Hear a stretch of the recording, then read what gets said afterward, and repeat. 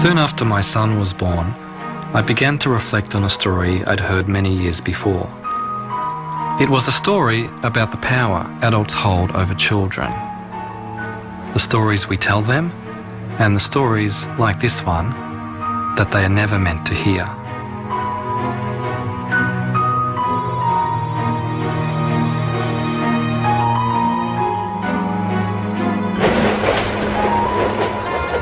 The 6th of April 1966 started just like any other day in the city of Melbourne. Then something very strange appeared in the sky above the suburb of Westall. It hasn't been explained to this day. This boy come running in and say, Mr.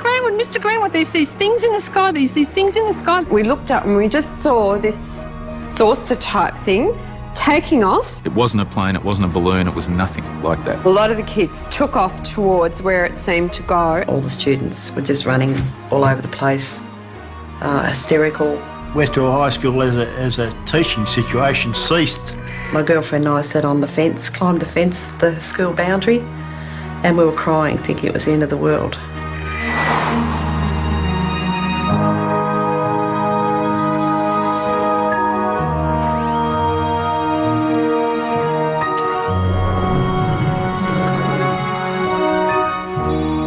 This is a mystery story that has, as its setting, a school. And most of the players were school children. They had this extraordinary experience, which they then tried to share with adults. And a lot of them had a lot of trouble doing that. They were disbelieved, almost stigmatised. I think, like a lot of other people, I just shut up about it because of the ridicule. And it was everybody. You know, you were a kid, you were making it up. So you just be quiet, and in your mind you just think, I know what I saw, and no one's ever going to shake me from that. I know what I saw. I really felt for them as people who had this incredible experience, and yet they haven't been able to make sense of it.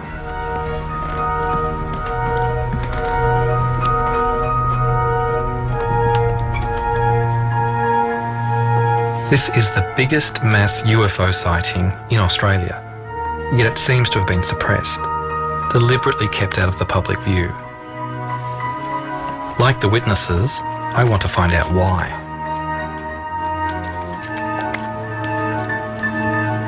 Whatever material was created about this story has simply been buried. And yet, this memory has survived. And it only has to be slightly pricked, and it's like the floodgates open, and all the memories come rushing out. I was precipitating various chemicals in order to make crystals, and I just happened to be looking out the window, thinking how to fudge my science report. What I saw directly south was something that I'd never seen before. We were out playing sport on the oval. One of the kids yelled out, look up in the sky, you know, it's flying saucers. And I remember we all looked up, and it really was a flying saucer. I mean, from what you imagine, a flying saucer, it was a round silver disc, and it seemed to be very low over the school, and I remember kids screaming and running inside. This student came in, was hysterical, leaned up against a sliding door, screaming, there's a flying saucer in the oval. And of course everybody started to head towards the door, and the teacher said, sit down, it's not recess yet, and a few minutes later the bell went off. Everyone started moving, like a whole lot of zebras being terrified by crocodiles. I went where the herd went.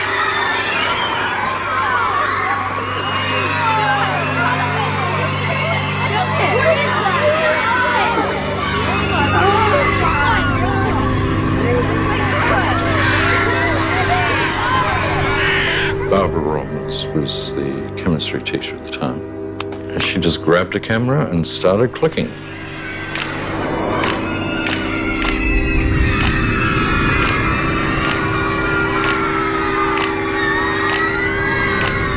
I went into the staff room. Because I knew I wouldn't have a chance to have a cup of tea any other time, I went to get a cup of tea. And then because I was a smoker, and this is something that has stayed with me for 42 years. Yes. I lit up a cigarette, and so I don't know how much I delayed before I went outside. Everyone just took off out into the oval. In time to see it lifting off from the oval, it was probably, I don't know, 50 feet or more in the air at that stage. I see Andrew Greenwood, the science teacher, coming towards me, and he said, "Did you see it? Did you see it?" And he pointed up in the air, and I said, "No, see what?" I have a very, very clear picture of him, and I remember almost exactly what he said. And he said it was up in the sky, it moved at incredible speeds, it hovered, it seemed to go away, and there seemed to be light planes. He thought Cessnas he thought they were actually checking it out from the Melbourne airport, and they were circling around it. Sort of stopped dead, and stopped dead in the air, and then it just sort of started descending straight down. And I'd say it got down about halfway up that gum tree or above the goalpost and sat there for a while, and then it just sort of lifted straight up and then just took straight off. This thing went down behind the trees, then it came up, and it was like it had become aware of these planes coming in, and it just went woof and just left them like they were standing still. And then it went across to an area called the Grange, which was a bit of a pine plantation behind the school.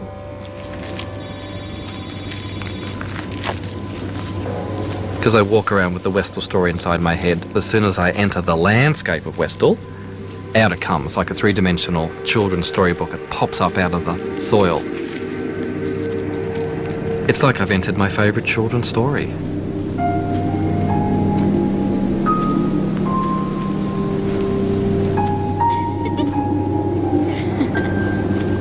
The Grange was a special place for Westall students. It's where they went on cross-country runs, but it's also where childhood games and hunting for lizards gave way to illicit smoking and steamy liaisons.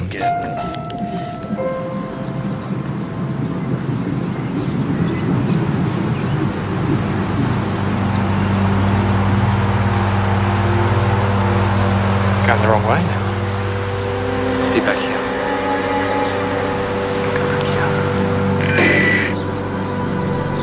This flying saucer thing came out of the blue like a bolt.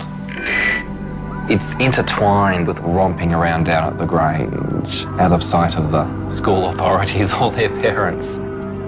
It has that sense of being involved with something dangerous or clandestine, and they were part of it.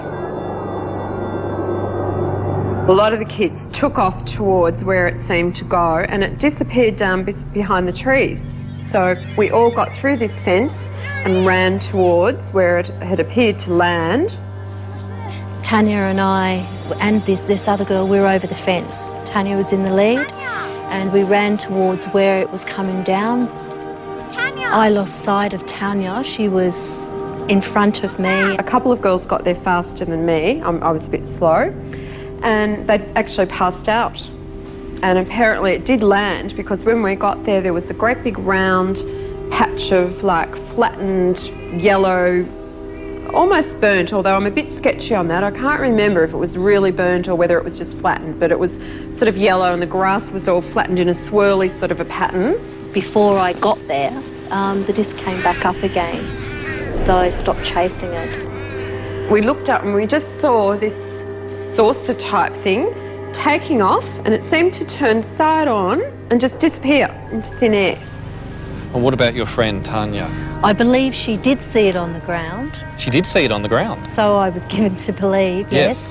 But I went back to school, and Tanya went back to school and basically had gone all to pieces. There was definitely an ambulance on the oval, and I was told that she'd been taken away in the ambulance, and that was the last time I ever saw her. Wow. She was just gone, and she never came back to school.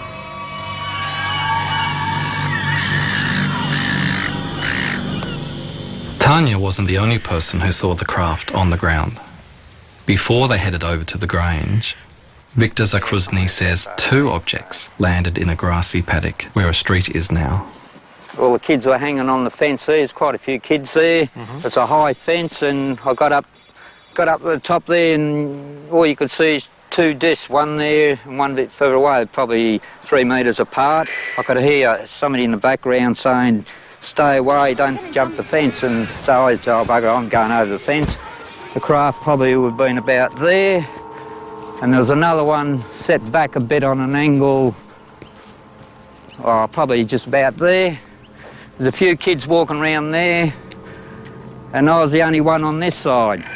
I got up to it to want to touch it, and it was, well, you could feel heat about a metre away coming from. It was pretty warm or hot, and within a minute or so, it just, both of them just lifted up at the same time, about this height.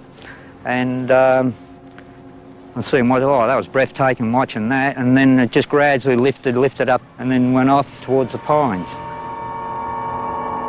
I did a rough sketch of it. Wow, look at that.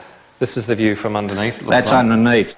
There's no seams, no joints, it's just smooth metal. Normally an aircraft has sheet metal, pop rivets, or all that sort of stuff there. This looked like it come out of a mould or something like that, all one smooth piece of metal. It was just incredible. It's just something like you see in the movies. But this is more than just cinema.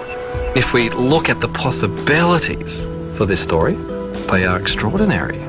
We're talking about the possibility of life coming from another place and just appearing one day in their midst, and then leaving again and leaving everybody with so many questions, but with a new openness to the beyond.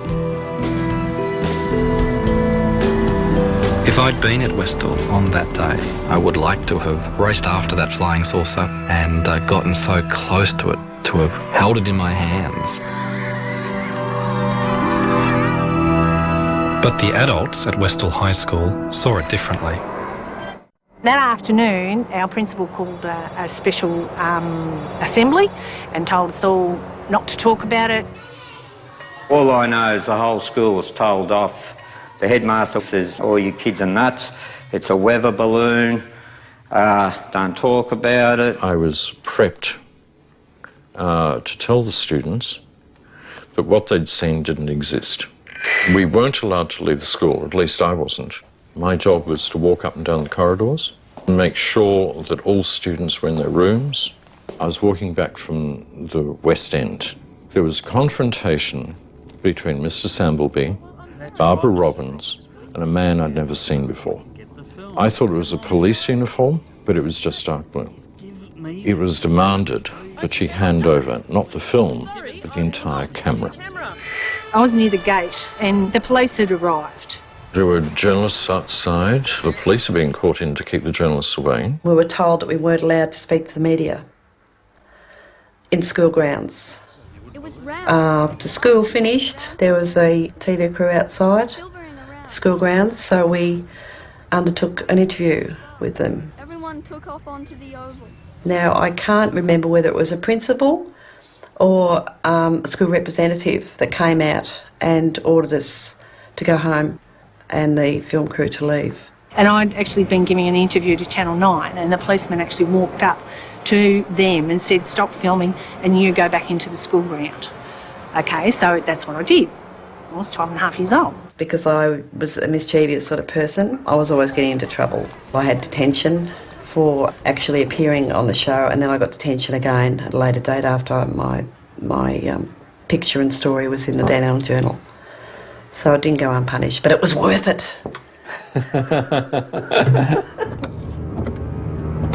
I now had two new leads to follow, Channel 9 and the Dandenong Journal. I rang Channel 9 first. They searched for a flying saucer story, and there it was.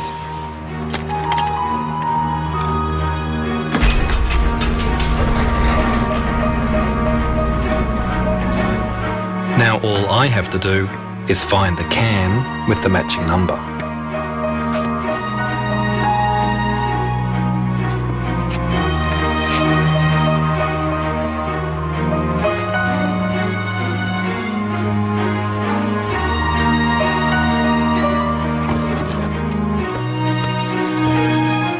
But oddly, there was nothing there. I was absolutely devastated, and nobody had any idea where it had gone.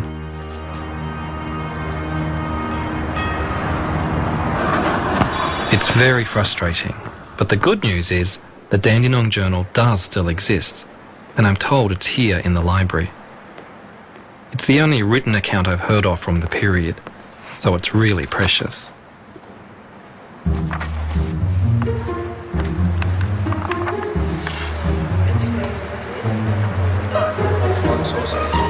What the heck was that?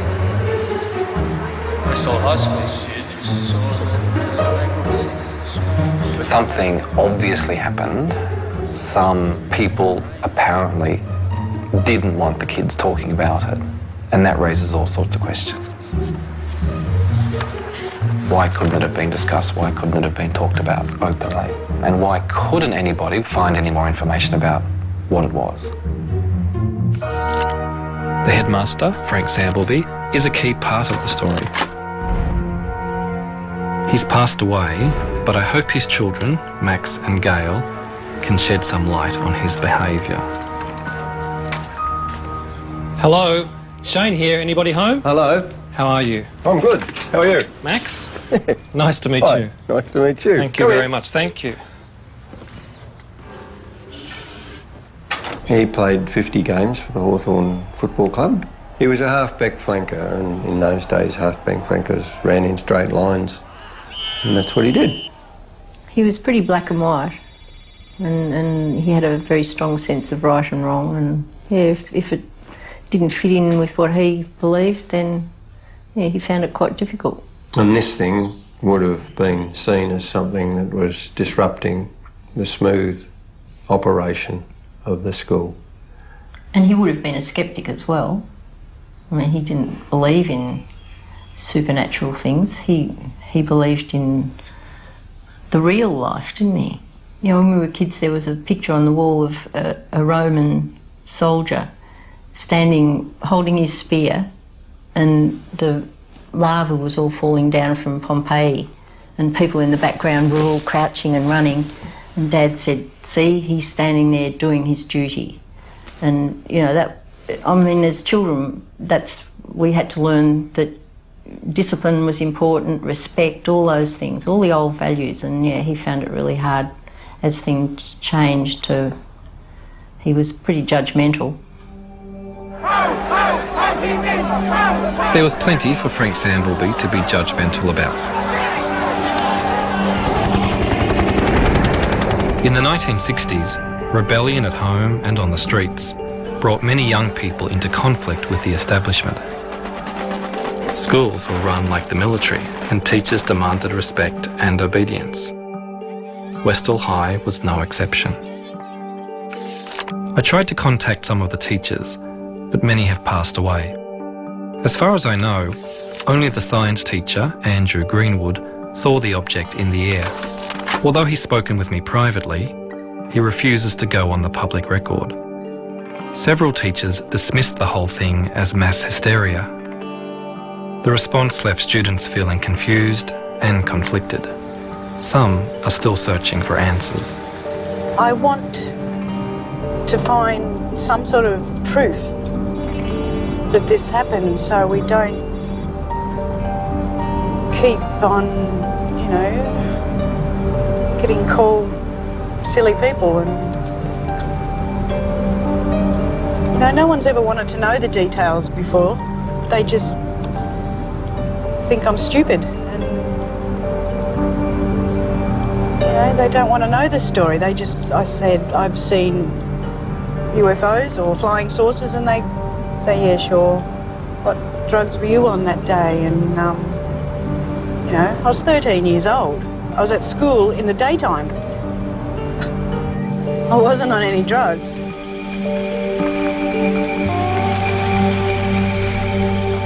Slowly you start to drift. I'd like you to visualize the area that we've discussed before. You're in the classroom. You're with Mr. Greenwood, who was the teacher there. There's a little fella comes running around and says, there, flying saucers outside, flying saucers outside. Everybody laughed. And Mr. Greenwood said, come on then, let's have a look. See yourself running down the Eiffel.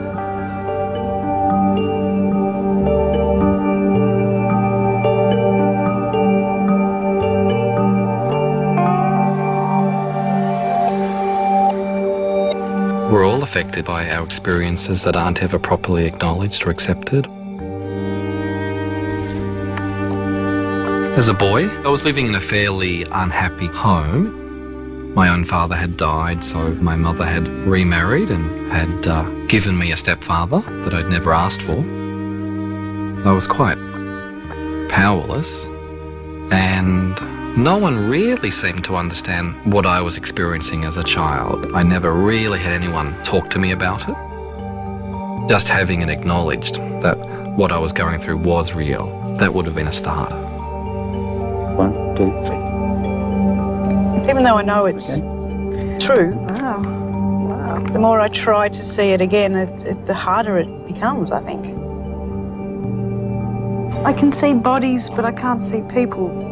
Faces, you know. Mm-hmm. But I can still see the trees and the... Yeah, and the things. It was...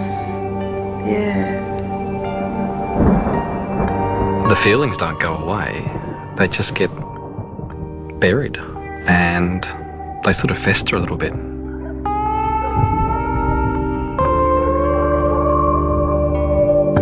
I saw the classroom for the first time, and then I saw heads bobbing, walking across the oval towards the end of the school ground, and then there they were.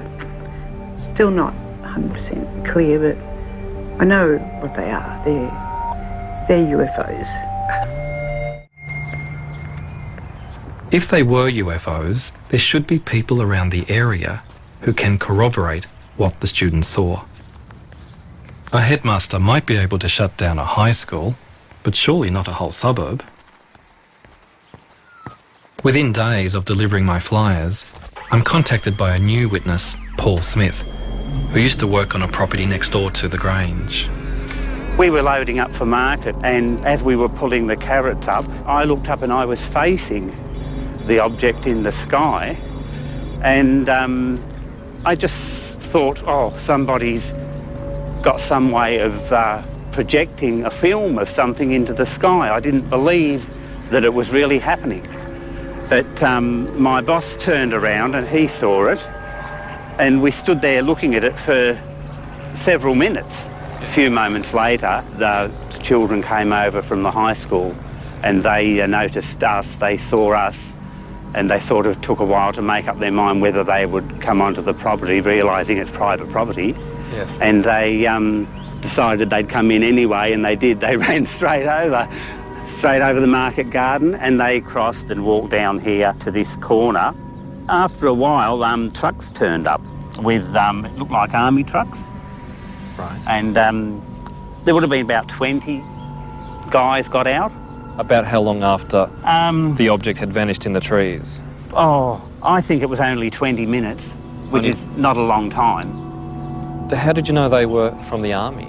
Well, they were khaki-coloured trucks, the covered in patches, you know, sort of that they to hide, you know. Like camouflage? Camouflage truck, yeah.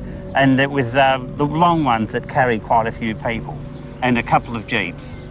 So a couple of trucks, and a couple of jeeps, and about 20 men in uniforms? Yeah. And the uniforms were what sort of uniforms? Just khaki-coloured uniforms. Just khaki? Yeah. No other, don't remember any other sort Not of... that I can remember. Colours or... No. I went looking for a military expert. If the army was able to turn up in just 20 minutes, where could they possibly have come from? It's quite evident that there was no deployable troops available in Melbourne at the time.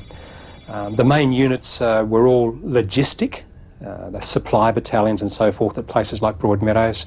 There were lots of citizen military forces, today's equivalent of the Army Reserve, part-time units, but they couldn't have responded so rapidly, and nor could they have responded in such a large number. I've come to the conclusion that the first people to respond to the incident at Westall would have been civilians of some sort, quasi-civilians, probably working for defence, and probably wearing the sort of work dress that civilians working for, say, the Department of Supply, say, the research and development establishments of the period, the sort of work dress that those personnel wore.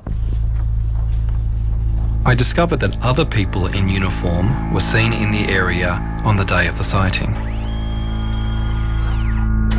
Les Medju went to the Grange with his younger sister, but they saw what seemed to be a different unit. We hid behind this tree, but fortunately this tree, the branches came down to the ground. Here we are, crouched down on our knees, and we can only look every so often as this tractor came around. He was on guard duty. This was a farmer who has decided to help out. We observed 2 army trucks, 2 men in camouflage, and 2 men in blue uniforms. We better cover this area. And it appeared that a soldier was using a metal mine detector. He's walking around sweeping back and forth. Keep down. They'll see The next time I see them, they turned and they started kicking violently at the ground. The 2 officers decide then, time to come back. They come back to the truck and they were gone, and then we could enter the paddock. Les. We had no idea what we'd all walked into. We didn't know what those army men were doing, and all I can say, it was just, what is this? To have the army there and all the rest of it, it was something important. They certainly were not Australian, because Australians were not using camouflage uniforms in those days, in the mid-60s. Nor would they have been British. But the description of the uniforms certainly matches those worn by the United States Air Force in the mid-1960s. There were American military and intelligence personnel in Australia in 1966 as part of the Vietnam War effort. The Cold War between the USA and the Soviet Union was in full swing, extending across the world and even into outer space. We choose to go to the moon in this decade and do the other things, not because they are easy, but because they are hard. The space race between the superpowers fueled the public imagination at all levels. Flying saucers have invaded our planet. Washington, London, Paris.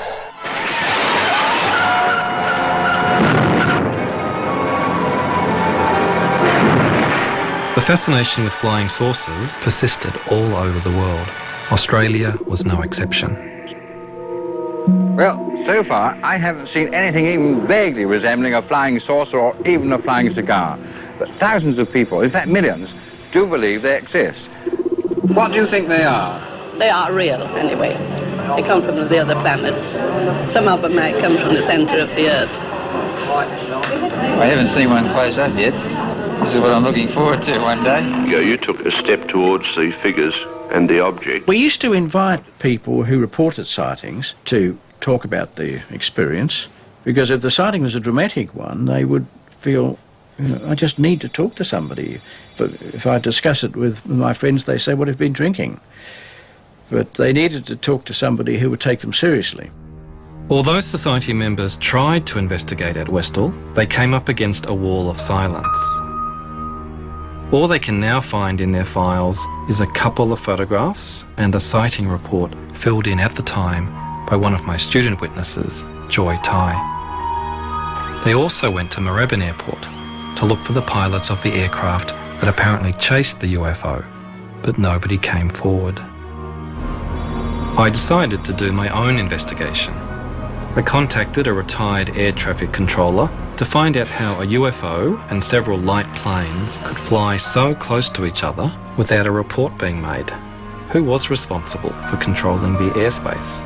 Moorabbin Tower was responsible for the area within a 5-mile radius of Moorabbin and up to 3,000 feet. And above that, it was the responsibility of Essendon Approach. If you're in a tower, you have the aircraft in sight all the time. 5 aircraft on the edge of the airspace, 5 by the way, in broad daylight, they should have been able to see. They may have found something that they thought shouldn't be made public and therefore hushed up. There is evidence that the American government wanted to stifle debate about UFOs. They set up a committee to objectively investigate UFOs, but a leaked memo revealed that the whole investigation was a sham. The government's most vocal critic was the top atmospheric scientist, Professor James MacDonald. Why has the government taken this attitude, in your opinion? As a result of the extremely heavy wave of sightings in 1952, the CIA and Air Force became so concerned over the sheer number of reports that were tying up American intelligence channels that they wanted to get this signal out of the system, asked the Air Force, the CIA asked the Air Force for a debunking policy. The literal wording was to debunk the flying saucers, to decrease public interest in the UFOs. Regulations were promulgated very shortly that made it a crime punishable with, I think it's $10,000 fine and or 10 years in prison to release any information at airbase level on UFOs. And as a result of that, nothing resembling any scientific investigation has been going on in the past 15 years. In Australia, we followed the American policy of ridiculing UFOs, so I started searching for other sightings that might have happened around the same time as Westall. I discovered that 4 days before Westall, a witness took a photo from his backyard in Melbourne that matched descriptions of the object above Westall. Then, just 2 days before Westall, Ron Sullivan was driving in central Victoria when he noticed a strange light display in front of him. Got up towards it and holy moly, the whole thing lit up and the 10-foot area at the bottom sort of come up and met the top, and the headlights of the car was the biggest awesome thing I've ever seen. They just pulled to the right as if they were magnetised. I could see all the trees on the right-hand side of the road lighting up, and I said, get out of this rod, and I pulled on the left. And I could feel the back left wheel spinning, and I got out of that.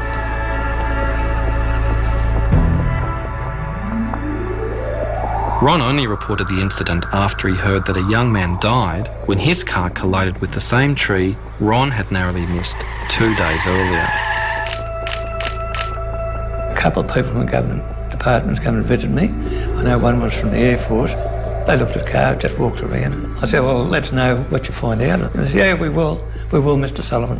Never heard any more about it. When I checked out the Royal Australian Air Force's list of UFO sightings for 1966, none of these cases were mentioned, though we know they investigated them. It took 16 years for records to be made available to UFO researchers. They knew what I wanted to look for, and when I arrived, there was a body of files there that consisted of a couple of very large postal sacks. I kept requesting more and more files, and ultimately I got to a point where I examined a continuity of files that satisfied me that I was seeing a comprehensive picture of the RWF investigation at that time. I had a shopping list of things that I was focused on, and one of the key cases that I wanted to find out about was the Westall case. And surprising, with the rest of the shopping list I was fairly successful, but the Westall case, given that there seemed to be literally at least hundreds of people involved with it that had media attention at the time, there appeared to be evidence that there was a military investigation at the time. There was no Westall file. The disclosure team was between about 6 and 9 people over the years. As you can imagine, a 4 or 5 year project, as it turned out, needed quite a lot of effort. Literally, it was looking through hundreds and hundreds of file titles, maybe even thousands in the end. Along the way, we were always looking for files on the Westall incident from '66. We started off with the Air Force, but within the Department of Defence, we also checked out files belonging to the Air Board, unit files from Air Force bases, former Department of Civil Aviation, Air Safety Bureau, CSIRO, intelligence files, ASIO. But the net result is we found nothing in this mammoth volume of government documentation which would even begin to be a hint that there was something about Westall in the government files. So amazingly, we drew a blank. The Westall sighting had clearly been erased from the record, but why? I hoped some publicity would draw former authorities out of the woodwork. I'm Shane. Channel 10, nice to meet you, Shane. Joy, is that Mark Howe from Channel 10? Nice to meet you. What we're really trying to get now is the people who are here as police, as soldiers, as scientists perhaps, looking close up at what was on the ground. Some closure, Joy. How would you get some closure on this? One thing that we would really like would be that someone either from the police or the military would come forward and say, yes, they were there.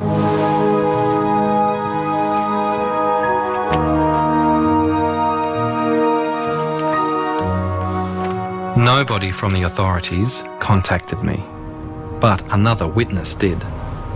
Kevin Hurley saw the circles at the Grange on the day of the sighting and went back the next day for another look. Then when we came to the area where we'd gone through the paddock, Yes. there was the Air Force of the Army, a whole group of them there, stopping us from going through into the paddock.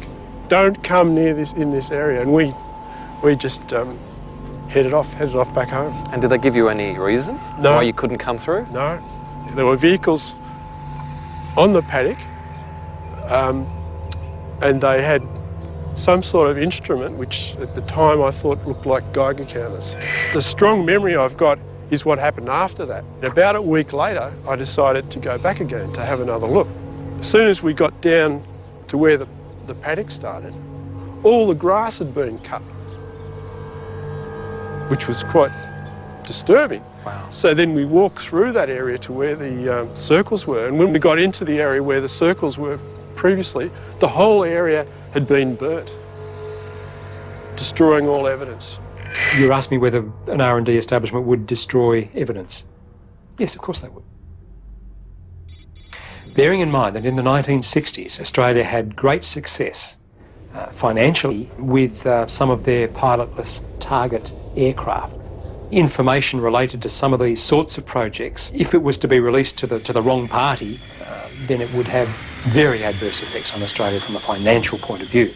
Any surviving documentation would be in Defence Central somewhere, but also probably overseas with the Allied. There may even not be anything left in Australia, because bearing in mind it would have been very highly classified and could well have been destroyed, as so much of that sort of record is after a period of time. So it's no wonder that I haven't unearthed any official records on Westall. But it's clear the authorities had something to hide. Just got called into the gymnasium, and then these people spoke, and they just sort of said, oh, well, what you saw was sort of an experimental thing, and we just don't want anyone talking about it or it going any further. So How many people were there that came, and do you remember? I think there was 5, from memory. And they were they men and women, or? Yeah, I think there was 3 men and 2 women, from memory. As I say, I'm not 100%. Sure. And do you remember if they were wearing uniforms? Some of them were in uniforms? No, they're just in plain suits. In suits? Yeah. And did they explain where they were from, who they were? No, not really. Just a couple of the teachers said afterwards they're from one of these experimental mobs to do with the armed forces and stuff like that. And that was sort of the end of it. It had to have been something that we were working on, and we knew all about it. We were in on it, even though we mightn't have known the detail. To have responded, that's one of the... That really, to my way of thinking, that's the key, is the fact that we whoever it was, the authorities, responded so rapidly. Now, they must have just about been sitting on the trucks with the engine going. And perhaps they were. Perhaps they'd received technical intelligence that there was something going wrong with this experimental craft, and they weren't sure where it was going to land, but they were ready to go get it as soon as it did land. It sounds like a rational, logical explanation, but it needs then to be supported with evidence. If you think about how the people described the shape of it, the speed, the manoeuvres that it made, there is nothing around today that comes close to that. The final proof might be, for example, getting a piece of the flying saucer and examining it, subjecting to scientific examination, and finding that it's of an element that is not manufactured on Earth. Now, that would maybe be the final proof. We haven't got that. So we're still at the circumstantial evidence stage, and whether that leads you to say, well, these are from outer space, they're interplanetary spaceships, or not, is a philosophical question. It's a question of what you yourself feel is proof. A yellow sign. I crave the proof that can be held in my hands and touched and smelled and measured. But I think we need to make room for a little mystery in our lives as well. I reckon somewhere in this area. I believe truth can exist without proof of it, and I see a real truth in the stories and memories of the witnesses, Probably even if it doesn't answer the question, what was it that flew over Westall? what I saw, I believe, is what a flying saucer has left behind. Professor James MacDonald looked for proof in statistical data. His research brought him to Australia a year after the Westall sighting. I'd ordered some of his papers from Arizona University, hoping to find something about Westall. Wow, what is all this? There's a lot of stuff here. James MacDonald's journal. His trip to Melbourne. There'll be stuff in here about Westall. Has to be.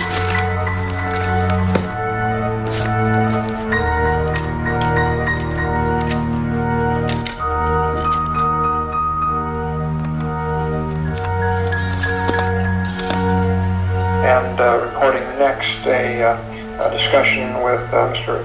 Andrew Greenwood in connection with the Westall sighting. This business about the headmaster, he's the one who seemed to be quite influenced by some pressures to keep things quiet. He just told me that an Air Force officer had been out to the school, and I was teaching at the time, and he told me that he wasn't going to interrupt my class so that I could speak to them. He promptly told them to get lost together. They can't have had much time with him, because I know I was very friendly with the senior master of the school. He said they were only in his office for very few minutes, and Sambleby had sort of come out fuming and muttering, what rot, and all the rest of it. It's nice to have somebody telling the RAAF that it's a lot of nonsense and sending them packing.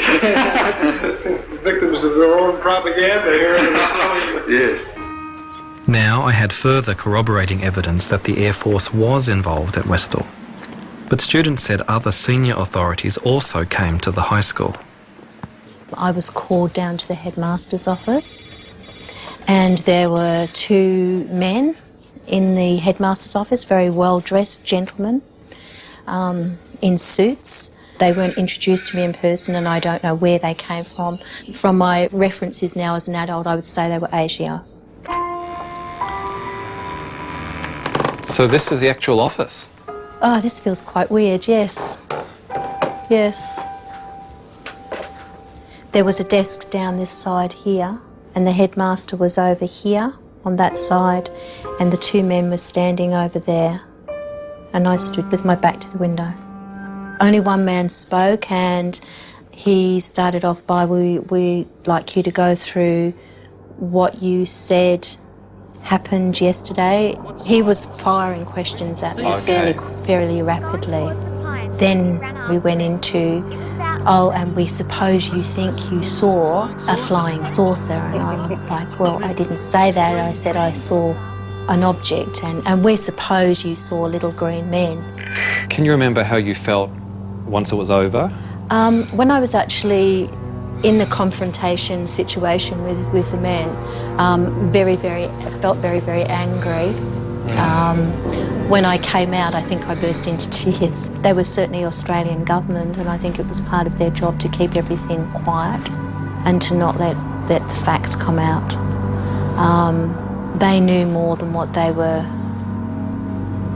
saying. It was their job to squash what was being seen. It was a bunch of kids that saw this, so we would be able to squash this down. The authorities had found a way to silence the children, but they still had unfinished business with the teacher, Andrew Greenwood. He told me that two officers came to his home and threatened him under the Official Secrets Act. They said that he couldn't have seen a flying saucer at Westall because there were no such things as flying saucers.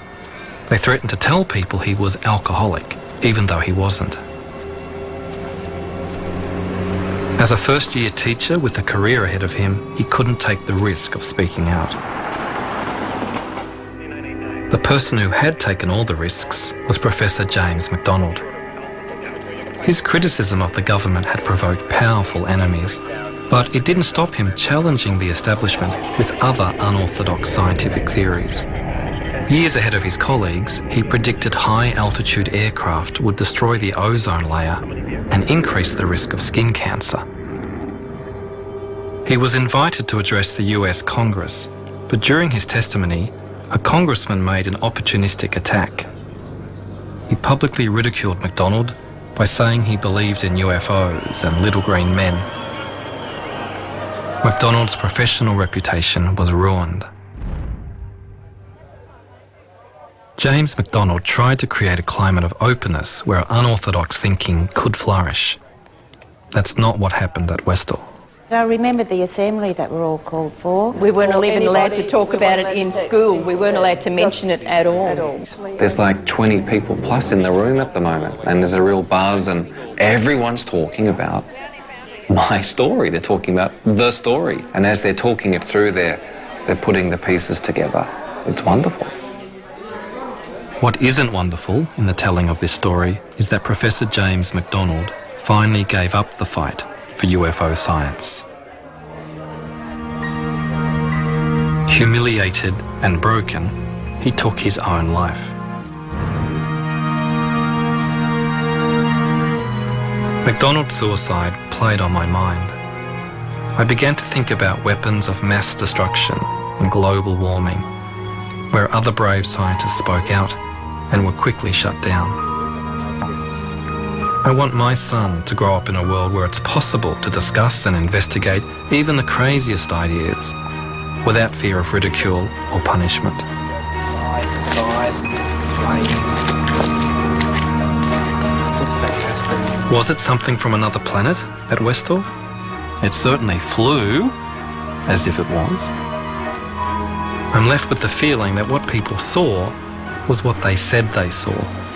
Something out of this world. All I knew was what I saw, and it definitely was not any aircraft of the day by any stretch of the imagination, and it certainly was not a weather balloon. It still would take me to my grave. What the hell was that? It was amazing, and something that I've never forgotten. But you just sort of had it stored in the back of your mind because a lot of people are sceptical. The fact that they can travel so fast and that they've been spotted all over the world, landings and very similar stories of these patches of flattened grass or burnt grass. I personally believe that there is something going on somewhere else.